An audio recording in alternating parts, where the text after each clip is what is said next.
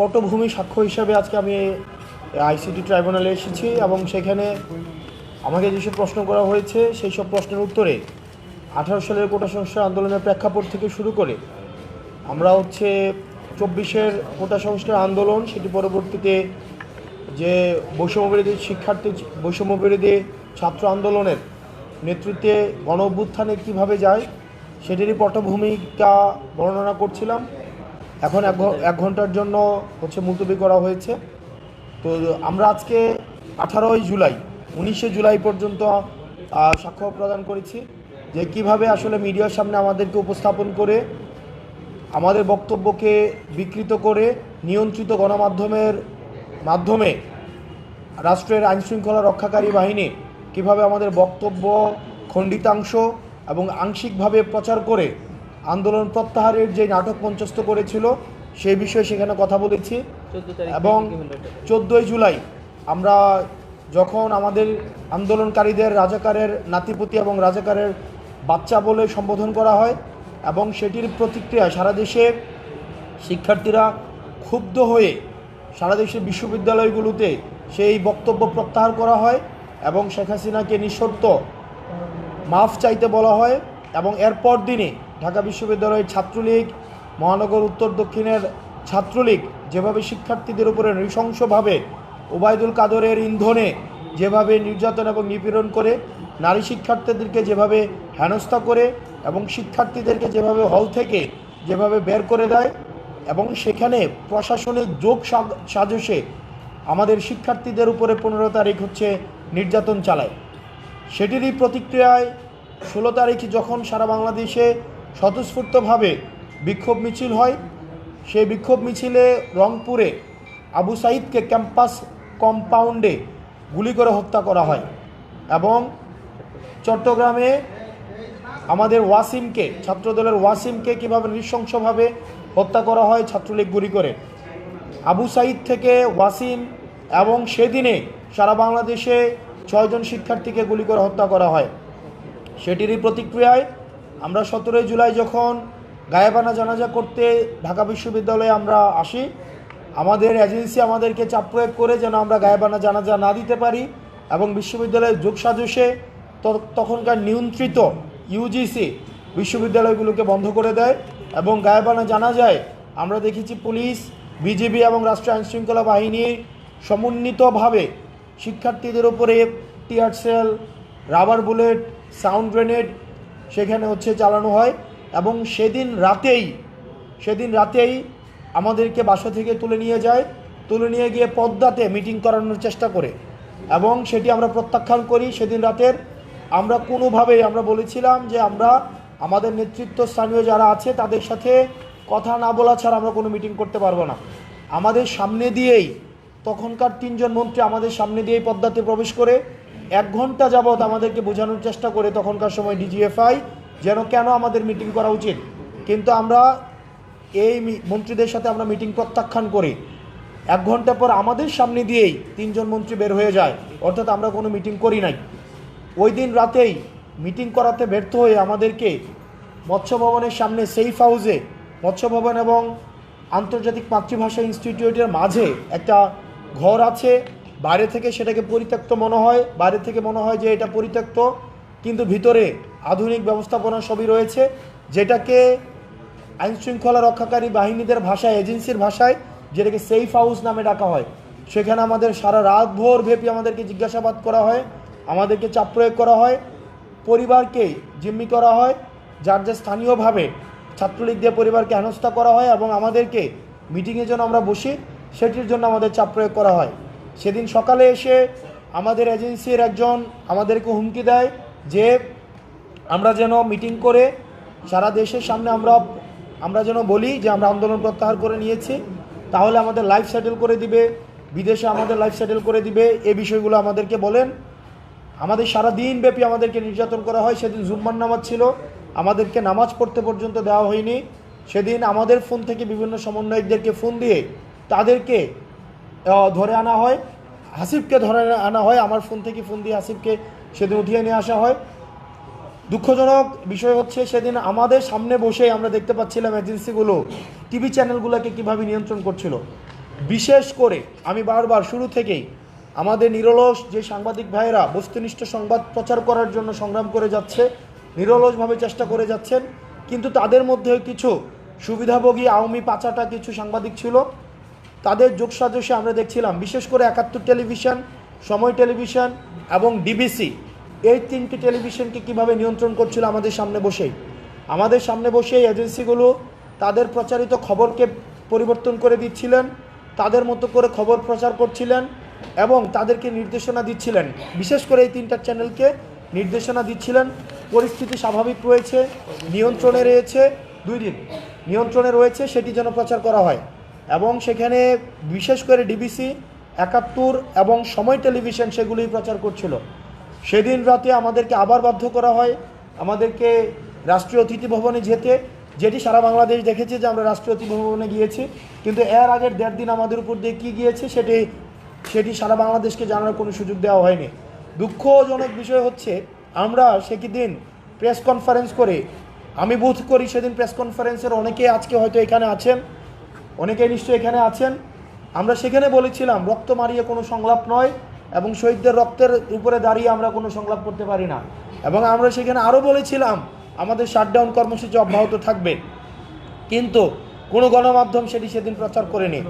DGFI এর একজন সদস্য সম্ভবত ছিলেন, ওনার নাম ছিলেন হাসনাত, উনি মিডিয়াকে নিয়ন্ত্রণ করতেন, আপনারা জেনে থাকবেন এবং আপনারা মাঝে মাঝে আমাদেরকে এসে বলেন যে আমরা আপনাদেরকে নিয়ন্ত্রণ করতেন।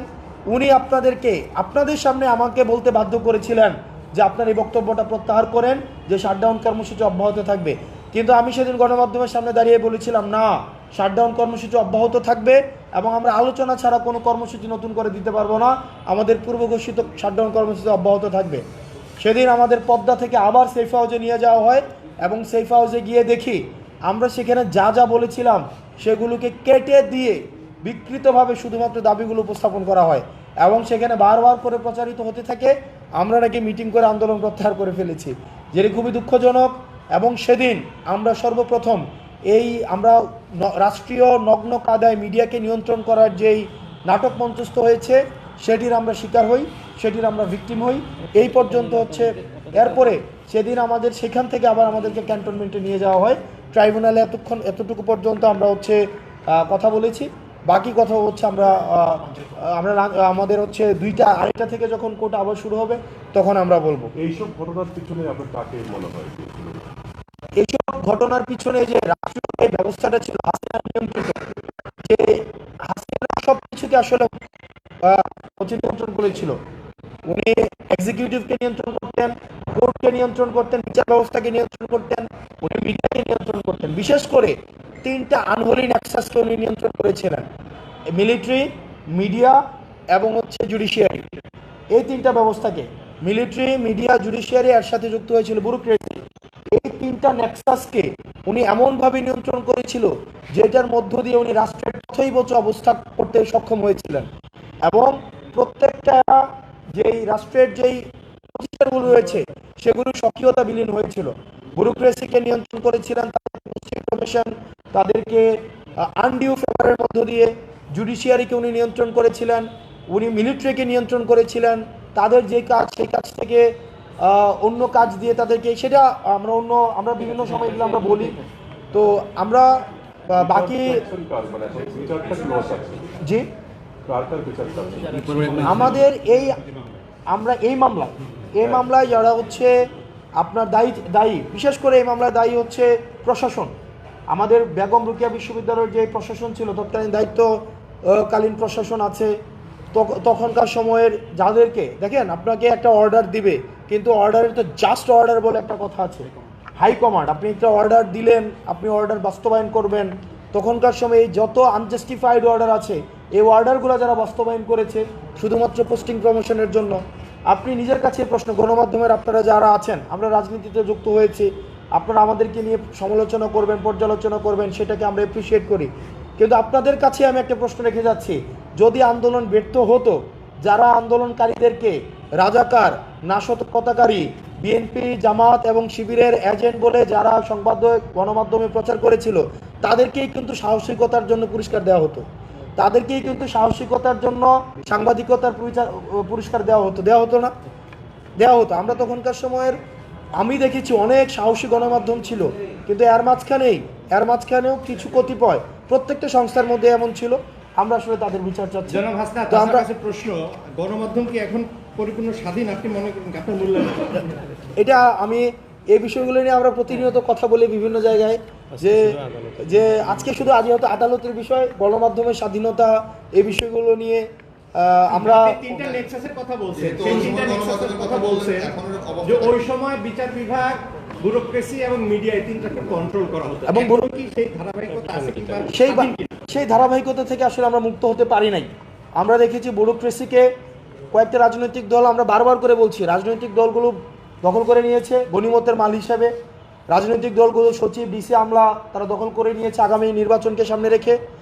ব্যুরোক্রেসি, অনেক ব্যুরোক্রেটদের সাথে যখন কথা বলি, তারা আসলে শেল্টার চায়, তারা আসলে রিস্ক নিতে চায় না, এবং আগামীতে যারা ক্ষমতায় আসতে চায় তাদের দৃষ্টি আকর্ষণ করার জন্য তারা অনেক সময় আনডিও ফেভার দিয়ে থাকে। দ্বিতীয়ত, মিডিয়াগুলোকে বিভিন্ন অলিগার্ক শ্রেণী, বিভিন্ন বর্জুয়া শ্রেণী তারা দখল দিয়েছে, এবং 5ই অগস্টের পরে কারা কারা মিডিয়া দখল দিয়েছে সেগুলো আমাদের থেকে আপনারাও ভালো জানেন। এবং তারপরে হচ্ছে মিলিটারির বিষয়ে আমরা দেখেন, মিলিটারির একটা বড় একটা অংশ কিন্তু দেশের পক্ষে, আমাদের এই জুলাইয়ের পক্ষে রাস্তায় নেমে এসেছিল। তারা আমাদের যদি সহায়তা না করতেন, তারা যদি আন্দোলনের পক্ষে না থাকতো, তাহলে কিন্তু এই অ্যাচিভমেন্টটা সম্ভব হতো না। কিন্তু এই কতিপয় সদস্য ছিল, বিপদগ্রস্ত কিছু সদস্য ছিল, যারা হাসিনার লেসপেন্সার হিসেবে যারা হচ্ছে সব অপরাধের বৈধতা উৎপাদন করেছে, আনায়গরের বৈধতা উৎপাদন করেছে। আমরা চাই সেগুলোর বিচার নিশ্চিতের মধ্য দিয়ে সেনাবাহিনীকে কলঙ্কমুক্ত করা হবে, এবং সেনাবাহিনীর যে মর্যাদা, সেনাবাহিনীর যে গৌরব, সেই গৌরবকে আবার সমুন্নত করা হবে। আমরা ঢাকা বিশ্ববিদ্যালয়ে হামলার বিষয়ে আমাদের যেই বিশেষ করে 15ই জুলাই যে হামলা হয়, 17ই জুলাই, 15ই জুলাই এবং 17ই জুলাই এই 2 দিন হামলা করা হয়, এই বিষয়গুলো নিয়ে আমরা সেখানে ডিটেল আমরা কথা বলেছি, আমরা ঘটনাকে সেখানে বর্ণনা করেছি। আমরা আমরা আমরা আমরা হচ্ছে যেহেতু 2:30 পর্যন্ত আমাদের সময় দিয়েছে, এরপর পরবর্তীতে আমরা আবার বিচার প্রক্রিয়া সন্তুষ্ট কিনা এখন পর্যন্ত যে গতিতে চলছে, আর একটা রায় হয়েছে, এখন কি অবস্থা? ওই আচ্ছা বিচার ব্যবস্থা নিয়ে সন্তুষ্ট কিনা সেই বিষয়গুলো নিয়ে আমরা দল আকারে আমরা হচ্ছে আলোচনা করে আমরা সেটা একটা লিগ্যাল জায়গা থেকে সেটা একটা আমরা পর্যালোচনা দেব। আমরা কোনো আপনি বলছেন যে যারা ক্ষমতায় যেতে চায় তারা এখনো নিয়ন্ত্রণ করছে, আপনারা ক্ষমতায় যেতে চাচ্ছেন না? না, ক্ষমতায় যেতে আমরা জনগণকে নিয়ে ক্ষমতায় যেতে চাই, কোনো আনহোলি নেক্সাসকে ভাবে হচ্ছে আমরা ক্ষমতায় যেতে চাই না। আমরা জনগণকে সাথে নিয়ে, জনগণ যদি আমাদেরকে ম্যান্ডেট দেয়, জনগণকে যদি তারা যদি মনে করে আমরা ক্ষমতায় যাইতে চাই, নিয়ন্ত্রণ করার মধ্য দিয়ে, ব্যুরোক্রেসিকে নিয়ন্ত্রণ করার মধ্য দিয়ে, মিলিটারিকে নিয়ন্ত্রণ করার মধ্য দিয়ে, ভারতের কনসেপ্ট নিয়ে আমরা কোনো ক্ষমতায় যেতে চাই না। ধন্যবাদ সবাইকে। সালাম আলাইকুম।